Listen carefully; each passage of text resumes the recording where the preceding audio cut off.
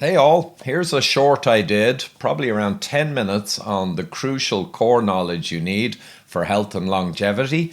And I've also added recently, I didn't mention this in the short video, resistance training because I met Albert from Barcelona in Buenos Aires last week, and he's my new buddy. He's a trainer in intensity kind of exercises, and I'm now 3 times a week doing arm curls, press ups, lifts, crunches, and it's a short routine for 10 or 15 minutes, builds muscle, aids greatly in longevity and general health. So that's something I've added recently. But in any case, this is my ultra compression into around 10 minutes of what you really need to know, the best data, the best mechanisms, the most important information for a long, healthy life. And I do include some references to Extend Life, who are partners of mine, and they are the best nutraceutical company, I believe, that I've ever come across. So there's a bit of that kind of infomercially stuff towards the end. So no whining in the comments. So that'll do it, folks. Here we go. The ultimate compression of what you need to know. So I'm going to give you a whirlwind tour now through what you really need to know to avoid chronic disease, to mitigate it, and to achieve longevity and a healthier aging process, if you will. So we're beyond epidemic in the world now with this problem. And just to show brief figures from the USA government, early 2000s actually, it's worse now, 64% of over 45s are either pre-diabetic or diabetic. Now, to be quite honest, pre-diabetic, diabetic, insulin resistant, hyperinsulinemic, all these words mean the same thing. They're all the vascular pathology of type 2 diabetes. And if you used insulin measurements, which they sadly don't, you'd find that at least 75% or more of over 45s share this common metabolic disease, which drives most heart disease, Alzheimer's, and many of the more serious cancers. So heart disease is one of the biggest killers, so let's look at the data. So the Aspire study in 2015, EuroAspire, looked at it properly, and they looked at people's blood glucose levels, and they basically went through 7,000 coronary disease patients ages 18 to 80 across 24 European countries. So all ages, many different genetic backgrounds. And they looked closely at their blood glucose for diabetes issues. What did they find? Well, a third of them already were full-blown type 2 diabetic on their medical records. Another quarter, when they looked at their blood glucose, were full-blown type 2 diabetic, just not diagnosed. Another quarter they called high risk for diabetes, but that's just type 2 diabetes, believe me. And the remainder, they didn't use insulin. And we know you have to use insulin blood measurement to really find all the diabetics. So they proved the point. Nearly all heart disease patients are essentially diabetic, which is a pretty huge result, I'm sure you'll agree. So to simplify things for this short video, and I'm going to give a humorous sequence at the end, so wait for that. Insulin resistance, hyperinsulinemia, which is type 2 diabetes essentially, remorselessly drives cardiovascular disease and other chronic disease. It's the big one. Not the only one, but the big one. Sadly, many people worry about cholesterol. Well, this condition decreases your good cholesterol. It's an effect it has, and it also increases your small dense bad cholesterol particles. So sadly, the cholesterol is mainly a proxy or an indicator that you have the real problem. We should be focusing on the real problem, but sadly we tend to focus too much on cholesterol. The bottom line here from a Colombian study, and we have many of these, they got Colombian men who had a heart attack. They followed them for 7 years to see which would have a second heart attack, but they measured all their blood values at the start. What they found was that having high total cholesterol or high bad cholesterol didn't really affect at all the probability of having a second heart attack, and that's shown on the screen. The high blood pressure seen in these people meant they had double the chance of having a second heart attack if they had high blood pressure at the start. But what about insulin? If they had high insulin, well, they had nearly 7 times the chance of having that second heart attack, which is often the big one. The irony is, blood pressure is a good risk marker, but most hypertension in the world today in the West is driven by high insulin in the blood, which causes salt retention in the kidneys and drives up the blood pressure. So even the blood pressure is to an extent just a proxy for the real deal. So let's all focus on our insulin levels and get them down. This illustration is beautiful, I think, from an amazing study. On the left, you see Western people, and they've calcium scanned them. And that's the best test to show the extent of heart disease. Without going into detail, you can see the graph. The West is riddled with heart disease. We know that, and the scan shows it. But on the right, we see ancestral Semain men. Wow! They have no heart disease and almost no chronic disease. So what are the differences between the Western people and the Semain? Because therein lies the answer to our problem. Well, the Semain men have very low insulin levels. What did I tell you? They have very low blood glucose levels. They have no diabetic physiology. They have no hypertension, obviously. They have no central obesity, another sign of high insulin.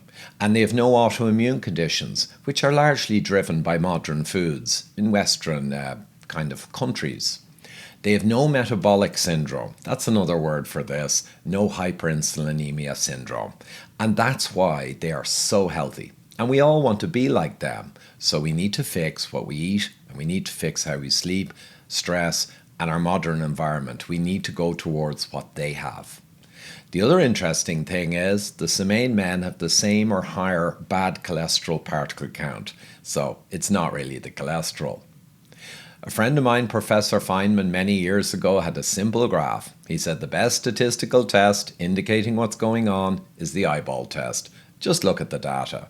We see the pink line with type 2 diabetes going up through the roof over the last 40 years, and we see that red meat consumption per person has come right down, okay? So we know it's not the meat. What is it? I'm going to let you in a simple secret. What's caused the disease in the last 50 years or so is sugar, refined grains, and industrial seed oils or vegetable oils. We call that combo the devil's triad. That's what's driving most modern chronic disease. Quickly going through each member of the devil's triad, sugars. You might avoid sugar and Coca-Cola, but you can freeze the screen here and come back later. You can see the spoons of sugar effectively that's in all of these commonly eaten foods. So you're getting your sugar regardless, glucose sugar. Orange juice has more sugar per litre than Coca-Cola. So it's got some nutrients, but be careful, guys. And ultra-processed foods, of course, are stuffed with hidden sugar. Refined carbohydrates and refined grains are the second part of the devil's triad. Here's an illustration from our book, and it kind of tells the story. All of these foods shown on the screen are essentially ultra-refined processed junk foods. Many of them you might have thought were okay. They're not. And ultra-processed foods are also stuffed with the second part of the devil's triad, refined grains and refined wheats, etc. Refined vegetable oils, the last of the triad. Seed oils, they're meant to be heart healthy. But the reality is, you should not be putting these in your body. So basically, people ask, what are the bad oils, what are the good? Well, here's the hateful eight. Again, you can come back and freeze the screen later. And the good oils are natural real oils from real food, like olive or coconut or palm, or even lard and tallow from well-reared animals. Margarines, don't even make me go there. And ultra-processed foods, of course, are packed with these toxic seed oils because they're super cheap and they give long shelf life and palatability with the sugars and the grains. Read the labels, guys. The solution? Well, this man, Surgeon Captain Cleve, way back, stated the obvious. For a modern disease to be related to an old-fashioned food is one of the most ludicrous things I've heard in my life. Well said. It's utterly absurd. So real ancestral foods are nutrient dense and healthy. So what's the solution? You go back to human evolutionary foods that brought us here as a species. All of these high saturated fat, as it happens, foods like meats and butters and good quality cheeses, they're all really nutrient dense and good for you. Organ meats are a superfood, And we'll come back to that in a moment. And then we've got eggs, of course, another superfood. So largely, this is just a selection of really great foods for health. Fish, of course, are great. That's fine. And various vegetables are fine once they're not too starchy or sugary. I might just mention at this point that if you want to get back like the Semaine, it's hard to make up for decades of Western living. Damage will have been done to varying extents, so supplements are quite important. And on organ meats, many people don't want to eat them. Well, I helped with Extend Life and the founder, Warren Matthews, develop Organ Ultra. So it's grass-reared sheep from New Zealand, incredibly healthy animals, and freeze-drying and the best processes are used to create this supplement and lose none of the value. So that's a great way to get your organ meat goodness if you're not so crazy on the smell of liver in the frying pan. Super quick summary. On the left, ultra-processed foods and all what you see there and more are the problem. So simply you have to cut them out. It ain't easy at first, but you'll feel so good when you do. It'll be easy to stick with it over time. You maximize your ancestral, nutrient-dense, healthy foods while cutting out the bad ones. That's the winner's way. And remember what I showed you, and there's lots more where that came from in our book. We've got a massive disease problem, and most people now have compromised themselves. So you can switch to the real food, healthier lifestyle, etc. But it's very hard to reproduce a whole lifetime of living properly. And that's where supplements do become important for people who have issues known or otherwise, if you're going for longevity and the most healthy aging you can achieve. One of my favorites, besides Organ Ultra, is one I also helped research extensively, is CX8, especially for people with any existing heart disease or calcification. So it's got 8 key ingredients, highest quality, best manufacturing processes to ensure bioavailability. Many supplement manufacturers, when you actually measure the amount of the beneficial ingredient that gets into your body, it's very low. So Extend Life use microencapsulation and many other processes to ensure you're getting the full value. And again, they source from the best suppliers, expensive suppliers, but they give the best products. So CX8 is a super boost to your heart health and longevity plan, along with doing all of the other things I mentioned.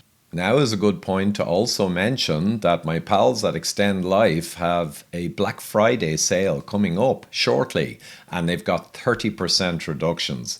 So there's no better time to start getting your supplement house in order, along with applying all of the science I went through briefly in terms of food, nutrition, etc. And I did say I was going to go through an amusing thing at the end, and I'll keep my promise.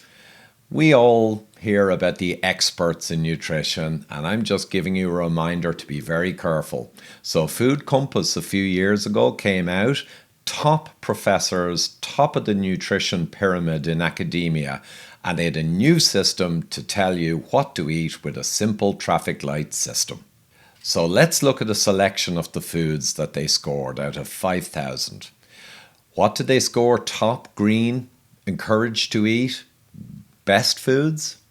Well, watermelon, very high sugar fruit. Orange juice, we mentioned that, full of sugar. Frosted mini wheats, honey nut Cheerios. Wow. And then down, very high, almost green, egg substitute fried in vegetable or seed oil. And believe it or not, mid-range, pretty good to eat, Lucky Charms, which are 35% pure sugar, and almond M&Ms, which are 50% pure sugar. You get the picture? So what did they score lowest? Do not eat, danger, red.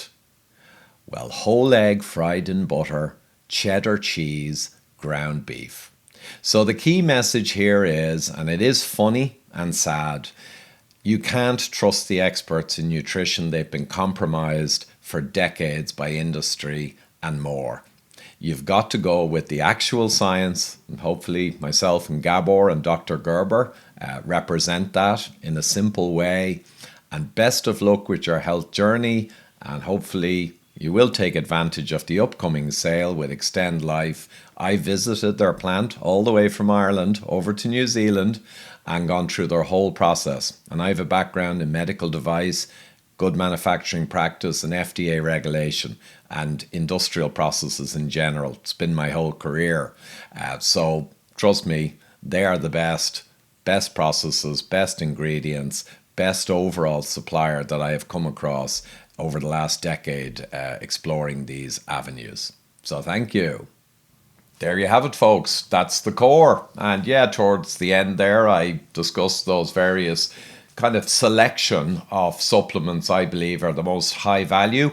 And the links are down below if you want to take advantage of the exceptional, I think, 30% reductions for the Black Friday period.